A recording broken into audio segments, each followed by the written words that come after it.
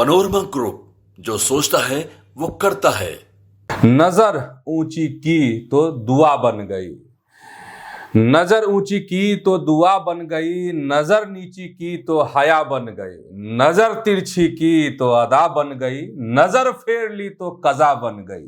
नमस्कार, आप देख रहे हैं न्यूज हाट। मैं हूं चंदन झा। सियासत, पहली खबर चिराग पासवान की। और चिराग पासवान जो हैं बुराई करते करते तारीफ करने लगे हैं। किसकी? तो नीतीश कुमार की। आप सबों को भी आश्चर्य हो जाएगा। और तारीफ ऐसी वैसी नहीं, एकदम तगड़ी तारीफ।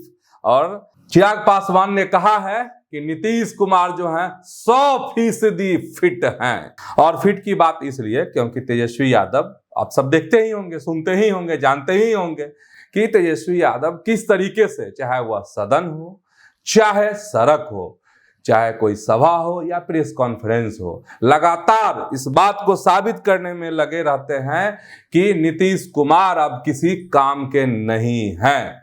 वह जो हैं बेकार हो चुके हैं। समझना है कि आखिर क्या हुआ कि बुराई करते करते चिराग पासवान एकदम फिदा हो गए हैं नीतीश कुमार पर। तो जरा समझना पड़ेगा, थोड़ी सी पिछली बात को याद करनी होगी। और बात याद इस तरह, दरभंगा से वह कहानी शुरू हुई थी जिसमें चिराग पासवान ने कहा था कि जो सरकार है, मतलब शुरुआत कहां से हुई थी? तो बिहार फर्स्ट, बिहारी फर्स्ट से, कि हम आएंगे बिहार, मतलब बुराई शुरू हुई कि नहीं ये कमी है, ये है प्रशासन है, ये है। चूंकि लगातार बिहार में सच है ये कि अपराध की घटनाएं बढ़ने लगी थी, तो उसको लेकर चिराग पासवान जो हैं एकदम घेर रहे थे। और दरभंगा से ही इसकी शुरुआत हुई थी। हालांकि दरभंगा में उन्होंने तमाम बातें कही थी, नीतीश कुमार के खिलाफ में कहिए या नीतीश सरकार के खिलाफ में उसको कहिए, नीतीश कुमार नहीं, नीतीश सरकार के खिलाफ। और इसके बाद उन्होंने मुलाकात की थी पटना में आके, कल एक आध दिन बाद कहा, तो नीतीश कुमार से सीएम हाउस में। इसके बाद बहुत फिर भी लगा कि अब सब कुछ ठीक है, सब बढ़िया है।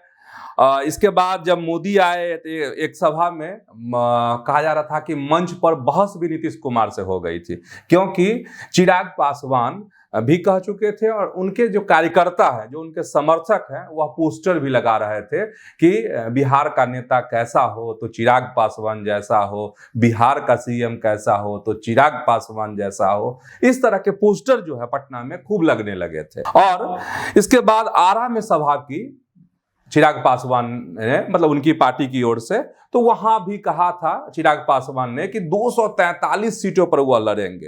हालांकि फिर वह पलटी मारे और कहा कि, मतलब अपने जो उनका संबोधन था उस कार्यक्रम में, उसको लेकर सफाई दी कि 243 का मतलब ये है कि हम पूरे गठबंधन के लिए, हम एनडीए की बात कर रहे हैं। मतलब हम अपने कार्यकर्ताओं में इतना जोश भर देना चाहते हैं, उमंग भर देना चाहते हैं कि उनको लगे हर 243 सीट पर, हर सीट पर लगे कि चिराग पासवान ही लड़ रहे हैं।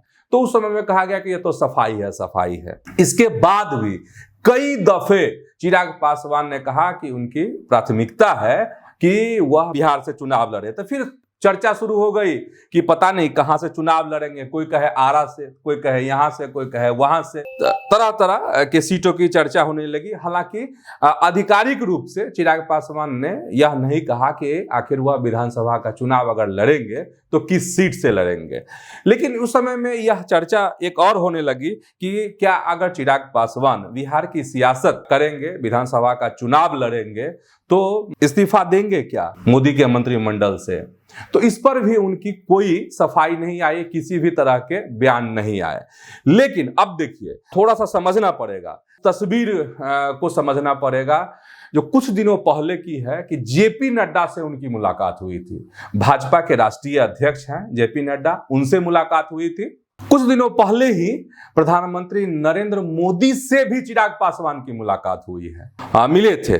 इसके बाद अब यही कहा जा रहा है कि जो मुलाकात है, और यह भी एक सभा में जब पीएम आए थे तो उस समय में उपेंद्र कुशवाहा से हाथ मिलाए थे प्रधानमंत्री मोदी। कुछ कान में बात भी हो गई थी जिस पर खूब सियासत गर्मा गई थी कि देखिए चिराग पासवान से जो है दुआ सलाम तो हुआ मोदी जी का, लेकिन वह स्नेह, वह प्यार पीठ का थपथपाना, उस तरह की तस्वीर नहीं दिखी। तो ऐसा लगता है कि मोदी जो है चिराग पासवान से नाराज है।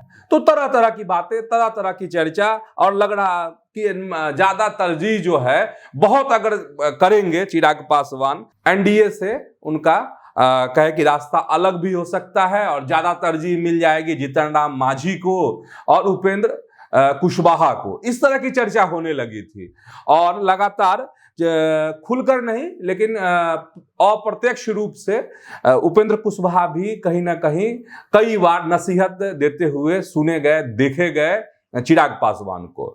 और मांझी जी की बात तो निराली है। मांझी जी तो लगातार जो है जब भी मौका मिला तो बार पर वार करते गए चिराग पासवान को। मांझी जी ने तो एक बार कह दिया ऐसा कि भाई अच्छा वो आरा में ताकत दिखाए हैं ना, वहां तो 10 गाड़ी है, सब भाड़े की गाड़ियां हैं, भाड़े के लोग हैं, जिंदाबाद न, सब सेटिंग है, जिंदाबाद के नारे लगाए जाते हैं। देखिएगा जब हम कार्यक्रम करेंगे तो हमारी ताकत देखिएगा। तो मांझी जी की बात और उनके बयान से लगा कि नहीं, एनडीए में सब कुछ ठीक नहीं है। और एनडीए के नेता भी, हम लोग भी जब सवाल करते थे ऐसे नेताओं से तो दाएं और बाएं देखने लगते थे और घुमा फिरा कर जवाब देते थे। और बीजेपी के नेता तो आसमान एक बार देख करके तब जवाब देते थे। चलिए, ये सब चीजें चल रही थी और विपक्ष अपना मौज ले रहा था। जो मुख्यमंत्री नीतीश कुमार ने जो लक्ष्य दिया है एनडीए को, उसको हासिल किया जाएगा। और जो लोग यह सपना देख रहे हैं कि चिराग पासवान अलग हो जाएगा, अलग चुनाव लड़ेंगे, तो वैसे लोग जो हैं सपना नहीं देखें। वह एनडीए के साथ ही लड़ेंगे और जबरदस्त सफलता मिलेगी। और उन्होंने कहा कि देखिए जंगल राज से किस तरीके से नीतीश कुमार ने बिहार को मुक्त कराया, कैसे राज्य को विकास की पटरी पर दौड़ाया है, कैसे राज्य में विकास हुए हैं और कितनी मेहनत करनी पड़ी है नीतीश कुमार को। नीतीश कुमार का जो विजन है वो शानदार है।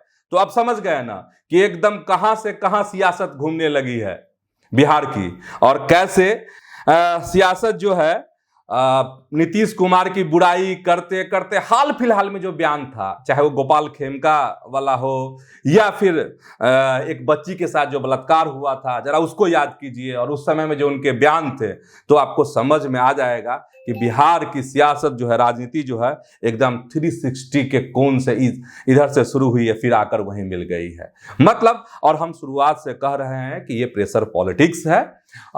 चिराग पासवान जो है अधिक से अधिक सीट प्राप्त करने के लिए इस तरह के बयान दे रहे हैं। लेकिन मुझे ऐसा लग रहा है व्यक्तिगत तौर पर कि चिराग पासवान को और उनकी पार्टी को यह बात समझ में आ गई है कि अगर इस तरह की सियासत करेंगे तो एनडीए में साथ चलना मुश्किल है और साथ ही ज्यादा सीट भी हासिल करना नामुमकिन है। क्योंकि आपको वह बात भी याद होगी जब लोकसभा का चुनाव हुआ था, उस समय में चिराग पासवान की जो सियासत थी, आप समझ रहे हैं, एकदम ब्लेड वाली सियासत थी। और कैसे आहिस्ते आहिस्ते उन्होंने अपने चाचा, उनकी जो पार्टी है राष्ट्रीय लोक जनशक्ति पार्टी, को दरकिनार करवा दिया था और कैसे भाजपा से अपनी झोली में 5 सीटें ले ली थी एनडीए गठबंधन में। तो याद है ना।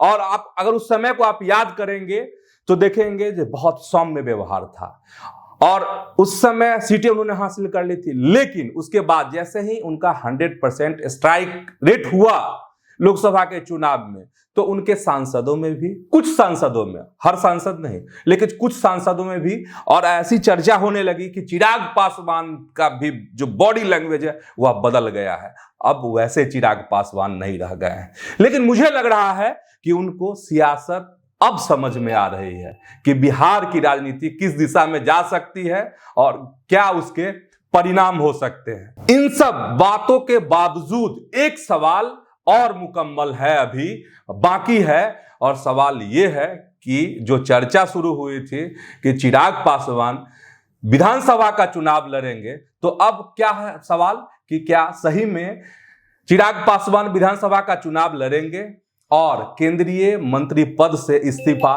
देंगे या नहीं देंगे। इस सवाल का जवाब पहले भी बाकी था, अब भी बाकी है। अगली खबर यह है कि यह चुनावी साल है और मुख्यमंत्री नीतीश कुमार लगातार घोषणा पर घोषणा किए जा रहे हैं। और अब जो है नीतीश सरकार ने एक ऐलान किया है कि शिक्षक भर्ती में डोमिसाइल लागू किया जाएगा और ये व्यवस्था जो है TRE 4 से ही लागू की जाएगी। नीतीश कुमार ने आज एक्स पर लिखा कि नवंबर 2005 में सरकार बनने के बाद से ही हम लोग शिक्षा व्यवस्था में सुधार के लिए लगातार काम कर रहे हैं। शिक्षा व्यवस्था के मजबूती के लिए बड़ी संख्या में शिक्षकों की नियुक्ति की गई है। शिक्षकों की बहाली में बिहार के निवासियों को प्राथमिकता देने के लिए शिक्षा विभाग को संबंधित नियम में आवश्यक संशोधन करने का निर्देश दिया गया है। यह TRE 4 से ही लागू किया जाएगा।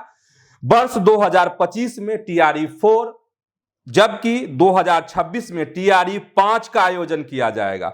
TRE 5 के आयोजन से पहले STET का आयोजन करने का भी निर्देश दिया गया है। यह मुख्यमंत्री ने खुद अपने एक्स पर लिखा है और इसके पीछे वही है जिसको लेकर तेजस्वी यादव कहते हैं, जो हम कह रहे हैं, जो हम वादे कर रहे हैं, उसको नीतीश कुमार झपट लेते हैं।